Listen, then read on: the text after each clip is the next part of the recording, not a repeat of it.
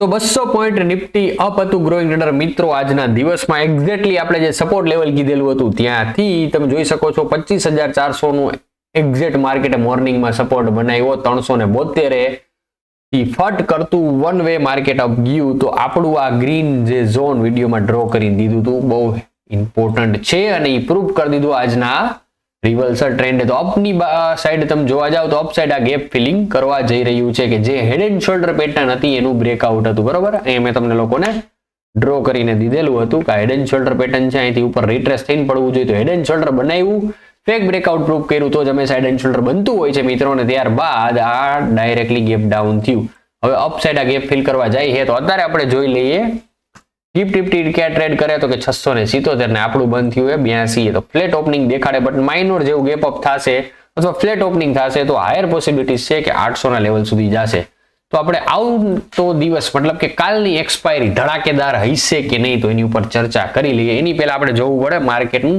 Premium શું હાલે છે બરોબર છે નિફ્ટી અને એના ઓપ્શન્સ બરોબર છે નિફ્ટીની ઓપ્શન ચેન આપણી સામે ખુલી છે કાલે છે તારીખ 17 અને તમે લોકોમાં જોઈ શકો છો ઓપ્શન્સમાં કોલનો ભાવ છે 101 રૂપિયા બરોબર છે કે જે છે 650 નો અને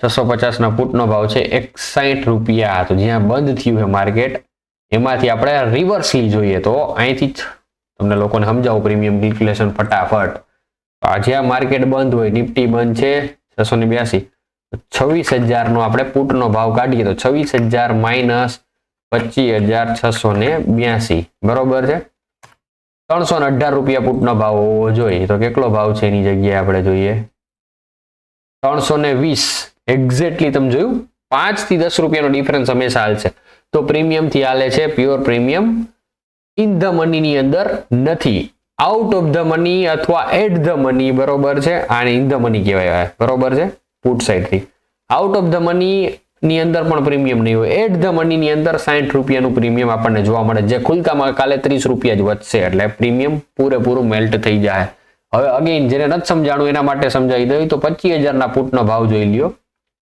કારણ કે આપણે ઉભા અહીંયાથી 25,000 લઈએ તો સોરી કોલનો 700 રૂપિયા ભાવ છે તો આ ભાવ જેન્યુન છે કે નહીં તો 10 રૂપિયા આગળ પાછળ ચલાવવાના તો આપણે બાદ કરવાના રહી અત્યારે શું ભાવ આલે છે નિફ્ટી નો ભાઈ તો કે 25,682 માઇનસ 25,000 ની સ્ટ્રાઇક પ્રાઇસ છે ને એટલે તો 682 રૂપિયા ભાવ હોવો જોઈએ કારણ કે પ્યોરલી ડેલ્ટા પૂરેપૂરો વધે ભાવ આલે છે માઇનસ 701 રૂપિયા ચાલે છે ડિફરન્સ કરો 20 રૂપિયાનું પ્રીમિયમ આવ્યું જેન્યુન છે કારણ કે આ સવારના પોરમાં આ મેલ્ટ થઈ જાય તો પર દિવસે રોજનું 20 રૂપિયાનું પ્રીમિયમ હોય તો કોલ સાઈડ 20 રૂપિયાનું પ્રીમિયમ છે પુટ સાઈડ પ્રીમિયમ નથી ઇન ધ મનીમાં અને એટ ધ મનીમાં કોલનું પ્રીમિયમ 30 રૂપિયાથી વધારે હશે એટલે તમે લોકો જોવા જાવ ને તો નિફ્ટીના ઓપ્શન્સની અંદર બરોબર 650 નો કોલનો ભાવ 20 રૂપિયા વધારે હશે બરોબર છે હોવો જોઈએ એના કરતા 30 રૂપિયા તો 101 આલે એની જગ્યાએ તમે પુટનો ભાવ જોવો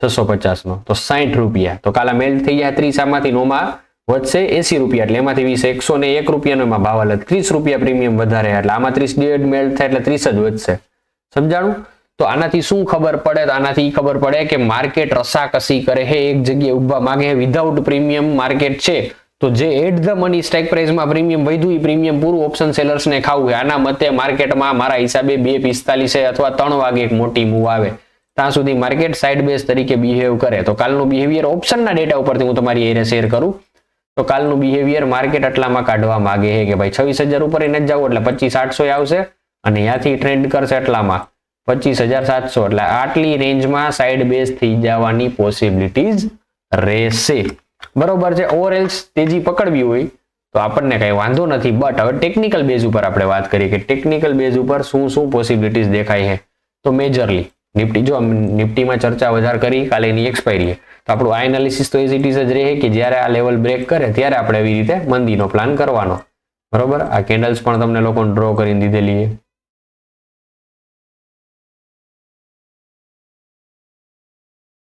બરોબર છે અને ટાર્ગેટ અહીં સુધીનો રહીએ તો હવે કાલના દિવસમાં તેજી થાય તો ભાગ લેવાય નહીં કારણ કે અહીં સુધી જશે હવે ઓઆઈ ડેટાના બેઝ ઉપરથી આપણે સમજી લઈએ, કારણ કે ઓલું પ્યોરલી આપણે ઓપ્શનના પ્રીમિયમ ઉપરથી હિંજા, જે બહુ અઘરી વસ્તુ મેં તમને ઇઝીલી સમજાવી દીધી. ઓઆઈ ડેટાના બેઝ ઉપરથી આપણે તમને લોકોને સમજાવી. તો ઓઆઈ ડેટા દેખાડે 25,277 નો સપોર્ટ. કરંટ એક્સપાયરીમાં આપણે ઓઆઈ ડેટા ચેક કરીએ, ફિક્સ રેન્જ વોલ્યુમની મદદથી ચેક કરું તો એક્ઝેક્ટલી રેઝિસ્ટન્સ દેખાડે 26,000 ની આસપાસ, એટલે 950, 25,950 નું. કરંટમાં આપણે જોઈએ ફ્રાઈડે ટુ ટીલ ડેટ તો એક્ઝેક્ટલી સપોર્ટ છે અહીંનો, એટલે આપણા માટે એક ઝોન બની ગયું, ટ્રેડિંગ ઝોન મિત્રો, જે છે 25,800 થી લઈ અને સપોર્ટ એરિયા 25,500, એટલે આ 3 નો ઝોન.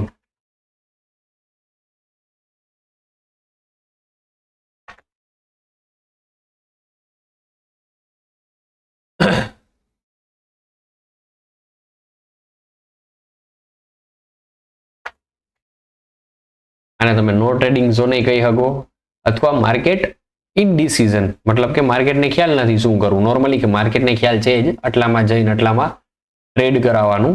નોર્મલી અહીંયા 800 અડે તો આપણે ડાઉન સાઈડનો ટ્રેડ પ્લાન કરવાનો રહીએ, બરોબર. વન વે ઉપર જાય, કારણ કે વન વે ઉપર જવાની પોસિબિલિટીઝ નથી, કારણ કે જે પાસ સ્ટ્રક્ચર છે મેં તમને લાસ્ટ વિડીયો એનાલિસિસ વિડીયોમાં પૂરેપૂરો સમજાયેલો.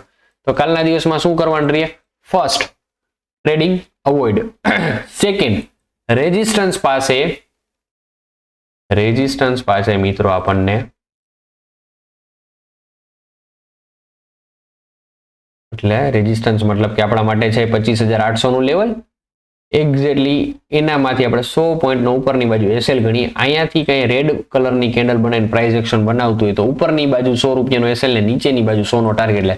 તમારે એક્સપાયરીમાં કાલે 40 થી 50 પોઈન્ટ ઓપ્શન્સની અંદર ઇઝીલી બની જાય ઇન ધ મની રહ્યો, એટલે ક્લિયર. તો આપણે જો માર્કેટ અહીંયાથી અપ જાય અને ત્યારબાદ રેઝિસ્ટન્સ ફેસ બનાવીને 15 મિનિટના ટાઈમ ફ્રેમમાં એક રેડ કેન્ડલ બને, બરોબર છે. કોઈ પણ જગ્યાએ ભલે અહીંયા 850 બને, ડઝન્ટ મેટર. 15 મિનિટની રેડ કેન્ડલ બને એટલે બીજી કેન્ડલ ક્લોઝ થાય એની પહેલા આપણે એન્ટ્રી પ્લાન કરી અને ડાઉન સાઈડનો ટ્રેડ પ્લાન કરી શકીએ. ટૂંકોને ટચ આમાં હું કઈ હેલ્પ કરીશ શ્યોર. હું તમને લોકોને જસ્ટ પ્રાઇસ એક્શનનો એક ફોટો પાડી ઓન માર્કેટ ટેલિગ્રામ ગ્રુપમાં નાખી દઈશ. નીચેની બાજુ આપણી લિંક છે. ટૂંકા સમયમાં આપણે લોકો સેબી રજિસ્ટર થઈ જશું. So you can also open for our tips group. So તમે લોકો આપણા ટિપ્સના ગ્રુપમાં પણ જોડાઈ શકશો આગળના ટાઈમમાં. તમને કોઈ પણ ક્વેરીઝ હોય તો એ તો બિંદાસ તમે પહેલેથી પૂછતા હો, હજી પૂછી શકો. આપણો મોબાઈલ નંબર નીચે છે. વોટ્સઅપમાં તમારે કાંઈ પણ હેલ્પ જોતી હોય તો મને કનેક્ટ થઈ શકો છો. જવાબ લેટ મળશે પણ મળશે જરૂર. લાગશે વાર પણ આવશે મજા. યા કરી દો નીચે કોમેન્ટ, કંઈક મજા આવે એવી. અને બીજું, લાસ્ટ વિડીયોમાં એક ભાઈની કોમેન્ટ હતી કે HDFC સિરીઝ હું અપલોડ કરું તો ડે બાય ડેઝ હું એક સિરીઝ પણ અપલોડ કરી દઈશ. જૂના લર્નિંગ વિડીયોઝ જે જૂની ચેનલના છે એનો બેકઅપ ડેટા આપણી આગળ છે, 1 by 1 ઈ પણ આપણે નાખશું. ચાલો, નિફ્ટી પતી ગયું. બેંક નિફ્ટીમાં પ્રોપર સપોર્ટ એરિયા પાસેથી one way sharp movement bank Nifty જો દેખાડ્યું.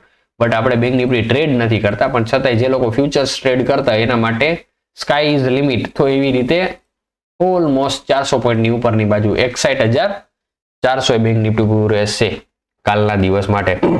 તો 300-400 પોઈન્ટની તેજી એમાં પણ ગણીને રાખો.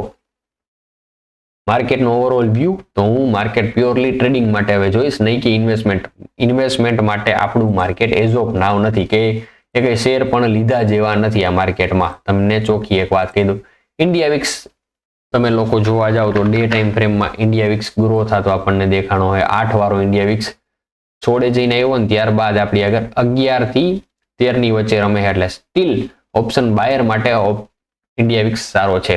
હવે વાત કરી દઈએ આપણે ગોલ્ડ ને સિલ્વરની. તો સિલ્વરમાં જે આપણે સ્ટ્રક્ચર ક્રિએટ કર્યું હતું એ હજી બ્રેક થયું નથી. આમાં ડે એ જગ્યાએ ઇનરેગ્યુલર ટ્રેડિંગ સેશન્સ કરી નાખીએ એટલે આપણને દેખાય કે આજના દિવસમાં અહીંથી આપણે ચાલુ કરાવ્યું હતું અને સ્ટીલ એનાલિસિસ બાદ અહીંથી આપણે ઊભા છીએ. ગોલ્ડની અંદર જોવા જાવ તો આ ફોરેક્સ ગોલ્ડ છે અને આપણું ઇન્ડિયન સિલ્વર છે જે વધારે નીચે હાલે છે આપણા પ્લાન કરતા, અને આ છે ગોલ્ડ. તો ગોલ્ડમાં 1 ડે ટાઈમ ફ્રેમમાં અહીંયા ટ્રેડ સ્ટીલ ઇનએક્ટિવ, અને આ જે છે આનું જ બીજું ફોર્મેટ છે. તો આપણે આને એકને રાખીને આને ઉડાડી દઈએ, બરોબર છે. તો આમાં હજી ટ્રેડ એક્ટિવ થયા નથી. 4 આવર ટાઈમ ફ્રેમમાં થોડાક ટાઈમમાં આની લાઈવ ટ્રેડિંગ પણ ચાલુ કરવાનો છું ઇન્સ્ટામાં અને યુટ્યુબમાં. ઇન્સ્ટામાં ખાસ જોડાઈ જાજો, નીચે લિંક છે. ક્લિયર? જો અત્યારે આનું જે પ્રાઇસ સ્ટ્રક્ચર બને કેવું બને, જો કે ગોલ્ડની ખુદની ઈચ્છા એવી છે કે પડે, બરોબર છે.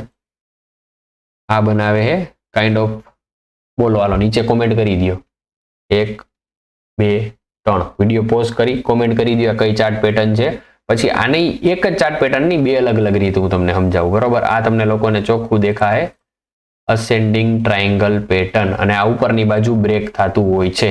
ગોલ્ડના ચાર્ટમાં અસેન્ડિંગ ટ્રાયંગલ પેટર્ન બની છે 4 આવર ટાઈમ ફ્રેમમાં, બટ પ્રાઇસ એક્શનની ચોપડીમાં ખોટું ભણાવેલું હોય. હકીકતમાં અસેન્ડિંગ ટ્રાયંગલ પેટર્નમાં ઉપરથી રેઝિસ્ટન્સ ફેસ કરે તો ડબલ ટોપ બન્યું છે, અને આનું બ્રેકઆઉટ વધારે પડતું ડાઉન સાઈડ બાજુ થતું હોય છે. તો ગોલ્ડ નીચે આવશે એવું આ ચાર્ટ કહે. તમે કહો પ્રશાંતભાઈ તમે તમારા તેજીનું માર્યું છે, તો ભાઈ ઈ મારું ગણિત છે કે અહીંથી આ બ્રેક અપ કરે, બ્રેકઆઉટ અપસાઇડ આવે તો હું ઉપરની બાજુ ટ્રેડ કરીશ. બીજું આની એક બીજી પેટર્ન પણ તમે લોકો કહી શકો. 90% સાચો જવાબ તમારો પડે અસેન્ડિંગ ટ્રાયંગલ, બરોબર છે. બટ આને તમે એક શું કહેવાય ફ્લેગ એન્ડ પોલની જેમ પણ તમે લોકો લઈ શકો, બ્રેકઆઉટ ડાઉન સાઈડ આપે એમ. તો બે રીતે બે રીત દેખાય. બટ હું ગોલ્ડમાં હાયરલી તમને કહું તો સ્પાઇક આવી નીચે આવવું હોય તો ગોલ્ડ આવી જાય, બાકી ગોલ્ડ સાઈડ બેઝ થઈને ઉપરની બાજુ જાહે તો પેટર્ન રહી ઈ ભલે. ઇન્ડિયન માર્કેટમાં આ પેટર્ન બેરીસ બાજુ દેખાડે. આ ફોરેક્સનું જે માર્કેટ છે એમાં ધ્યાન રાખવાનું 24/7 આ વસ્તુ હાલતી હોય તો આમાં હાયર પોસિબિલિટીઝ, કારણ કે પ્યોર પ્રાઇસ એક્શન બેઝ હાલે તો અપસાઇડ બ્રેકઆઉટ આપી શકે. અને એક જીઓપોલિટિકલ લેવલના હિસાબ મુજબ પણ તમે જોવા જાઓ તો આમાં એક તેજીનો મૂવ આવશે, બટ આપણે મીડિયમ અને મિક્સ વ્યૂ રાખેલો છે કે અહીંયાથી આ બ્રેકડાઉન થાય તો $120, અને જો અહીંયાથી આ બ્રેક આઉટ થાય અપ બાજુ તો $300. તો આપણે બે બાજુ ઓપન છીએ, કારણ કે પેટર્ન રહી એ અહીંયા ખોટી પડવાની શક્યતા જાજી છે, બરોબર. તો આ એક લેવલ બ્રેક થાય 850 વાળું $4850 બ્રેક થાય ને ઉપરની બાજુ $5100 અપ જાય તો એક અપસાઇડ ઓપોર્ચ્યુનિટી, બાકી ડાઉન સાઈડ નાની એવી છે. ક્લિયર. તો ગોલ્ડની વાત કરી લીધી. સિલ્વરની વાત કરીએ તો 76 આસપાસ રખડે છે, પ્રોપર જગ્યાએ જ રખડે, જેની ઓકાદ હોવી જોઈએ, જેની વેલ્યુ હોવી જોઈએ પ્રોપર ત્યાં જ છે.